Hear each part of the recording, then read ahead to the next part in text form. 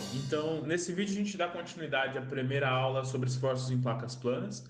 No vídeo anterior, o vídeo da aula 4A, vocês viram sobre como calcular as forças horizontais em placas planas submersas.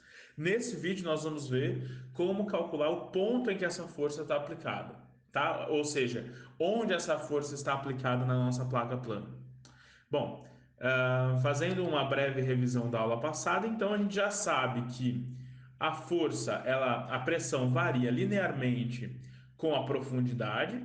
Então eu saio, se eu tiver, por exemplo, uma superfície plana que está com seu zero junto da superfície livre, eu tenho pressão zero aqui em cima, e essa pressão vai aumentando até gama H, se H é a altura da placa, né? Já viu isso? E nós poderíamos calcular a força resultante, F, H, força resultante horizontal, que é sempre perpendicular à placa, na mesma direção da distribuição de pressões, como FH igual a gama do fluido, vezes H do CG, vezes a área. Tá? Se você não se lembra de algum desses termos, volta lá na aula passada. A gente definiu, vou fazer um outro desenho, a gente definiu para uma placa uma direção qualquer, que o eixo Y é esse eixo que passa no centro da placa e corta a superfície livre, e o eixo X é o eixo perpendicular, tá? Esse ângulo aqui é alfa. H do CG, se eu tiver então aqui a projeção dessa placa, né? E aqui está o centro de gravidade. H do CG é essa altura vertical da superfície livre até o centro de gravidade da placa, tá? Então esse conteúdo está disponível no último vídeo. Voltem lá caso tenham dúvidas. Agora a pergunta é: onde essa força está aplicada? Onde essa força está aplicada? Se a gente observar o mesmo desenho que eu fiz ali no slide passado, vamos lá, fazer ele de novo aqui, ó. Eu tenho uma superfície qualquer, tá? Vou trocar de cor. Uma superfície qualquer. O eixo Y é esse eixo que passa no centro da placa. E o eixo X é o eixo perpendicular. Aqui eu tenho uma placa com uma área qualquer. Tá bem? CG está aqui. Essa distância aqui a gente chamou de YCG, né? Vejam só. Vejam, quando a gente olha nessa projeção, é como se as pressões estivessem todas aqui distribuídas na placa, tá? A gente pode escrever o seguinte, olha, que a força horizontal resultante vezes a distância, vamos chamar aqui de y, essa distância aqui, YCE, centro de empuxo ou centro de pressão, tem livros que vão apresentar como CP ou CE. Essa aqui é a minha força horizontal. Então, o momento que essa força causa em relação ao eixo Y, FH vezes Y do CE tem que ser igual ao momento causado pelas forças infinitesimais. Integral de df vezes a distância y. Tá? Então, se eu tenho uma força infinitesimal aqui, essa é a minha distância y. Tá? Esse df aqui, na verdade, é gama vezes y seno de alfa vezes a área, dA. Tá? Então eu posso escrever que a força horizontal é gama y do CG vezes seno de alfa. Lembrando que seno de alfa é esse ângulo aqui, alfa é esse ângulo aqui. Tá? Então, YCG seno de alfa vezes a área da placa. vezes aqui y do CE é igual à integral de gama y seno de alfa vezes dA vezes y. Olha, gama a gente já assumiu que é constante. Esse eixo está fixo, então eu tenho que y do CG vezes a área da placa vezes y do CE é igual à integral de y ao quadrado dA, tá? Ou a gente poderia escrever da seguinte forma: y do CP é igual à área da placa, y do CP é igual à integral de y ao quadrado dA sobre y do CG vezes a área da placa.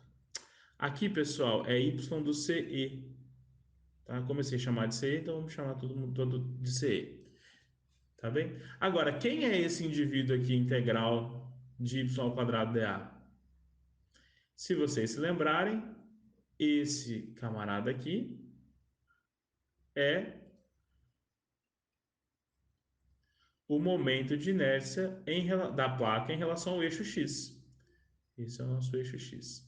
Então, eu poderia escrever da seguinte maneira: y do CE, y do CE igual ao momento de inércia ix sobre y do CG vezes a área. Mas vejam, esse momento de inércia é em relação ao eixo principal xx aqui, e não ao eixo que passa pelo centro de gravidade, x barra, x barra. Então, a gente pode transportar esse momento de inércia, lembrando, né? I x, transportando para outro eixo xx, é igual a I xx mais a distância ao quadrado vezes a área. Então, aqui ficaria o seguinte: y do CE é igual a I xx mais y do CG vezes a área ao quadrado sobre y do CG vezes a área, tá? Então, é aqui já agora no eixo principal da nossa placa. Então, se eu tivesse uma placa retangular, por exemplo, agora eu estou falando do eixo que passa pelo centro de gravidade dessa placa, x barra, x barra. Então, y do CE é igual a ixx, momento de inércia que passa pelo eixo principal da placa, dividido por y do CG vezes a área, mais y do CG ao quadrado vezes a área, dividido por y do CG vezes a área. Então, isso aqui eu posso cortar, resultando então que y do CE é igual a ixx sobre y do CG vezes a área mais y do CG. Ponto de aplicação, então, sempre um pouco abaixo do centro de gravidade, tá? Vamos agora para a direção x, tá? Para a direção x. Mesma história. Força resultante vezes x do CE é igual à integral de df vezes x. Veja só, o que eu estou falando agora é o seguinte, de novo, aquele desenho, né? Tenho a minha placa, tá? Eixo y, eixo x, x e y, tá bem? Tenho a minha placa de área qualquer aqui, tá? CG. Então agora eu tenho o valor de x do CG. Uma força infinitesimal qualquer aqui, tá? Ela também pode estar aplicada em qualquer ponto dessa placa. Uma distância x. Tá? Então esse x aqui multiplica a minha força infinitesimal dF. E esse x do CE é onde vai estar aplicado a força vertical. Esse é o meu x CE. Eu tenho força horizontal, perdão. Aqui eu tenho a minha força horizontal. Na placa, como se eu estivesse olhando a força entrando aqui na placa, tá? Então, força resultante é gama y do CG vezes a área da placa, vezes o seno de alfa. Lembrando, alfa é esse ângulo aqui. Isso é igual à integral de gama y seno de alfa vezes dA vezes x, tá? Faz as mesmas simplificações que a gente já sabe. E aqui faltou um x do CI, né? Então, y do CG vezes a área vezes x do CE é igual à integral de x, y, dA, tá?